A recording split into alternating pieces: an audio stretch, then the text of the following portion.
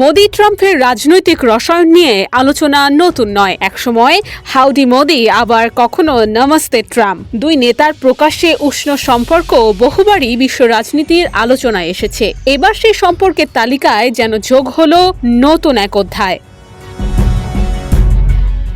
ভারতের হায়দ্রাবাদে একটি সড়কের নাম রাখা হয়েছে ডোনাল্ড ট্রাম্প অ্যাভিনিউ। আর এই সম্মানে বেশ উচ্ছ্বসিত ট্রাম্প। নিজের সামাজিক যোগাযোগ মাধ্যম ট্রুথ সোশ্যালে তিনি লিখেছেন, মার্কিন প্রেসিডেন্ট হিসেবে আমি প্রথম যার নামে ভারতে একটি সড়কের নামকরণ করা হয়েছে। ধন্যবাদ ভারত।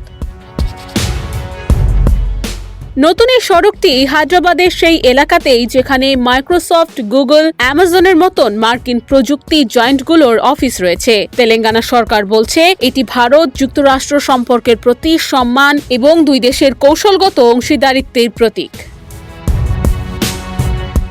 তবে রাজনৈতিক বিশ্লেষকদের একাংশের মতে বিষয়টি কেবল একটি রাস্তার নাম পরিবর্তনের মধ্যেই সীমাবদ্ধ নয়। সামনে মার্কিন রাজনৈতিক বাস্তবতা, ভারত যুক্তরাষ্ট্রের ক্রমবর্ধমান কৌশলগত সম্পর্ক এবং ট্রাম্পের সঙ্গে ভারতের দীর্ঘদিনের ইতিবাচক যোগাযোগ, সব মিলিয়ে এই পদক্ষেপকে অনেকেই প্রতীকী কূটনৈতিক বার্তা হিসেবেও দেখছেন।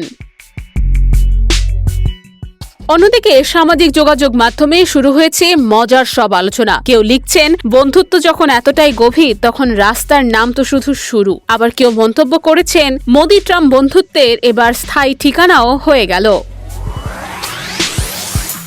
কূটনৈতিক সৌজন্য, রাজনৈতিক বার্তা নাকি নিছক সম্মান, যে ব্যাখ্যাই হোক না কেন, ডোনাল্ড ট্রাম্প অ্যাভিনিউ এখন ভারত যুক্তরাষ্ট্র সম্পর্কের নতুন আলোচনার বিষয়। নুসরাত অনন্যা, ডেস্ক রিপোর্ট, এদিন।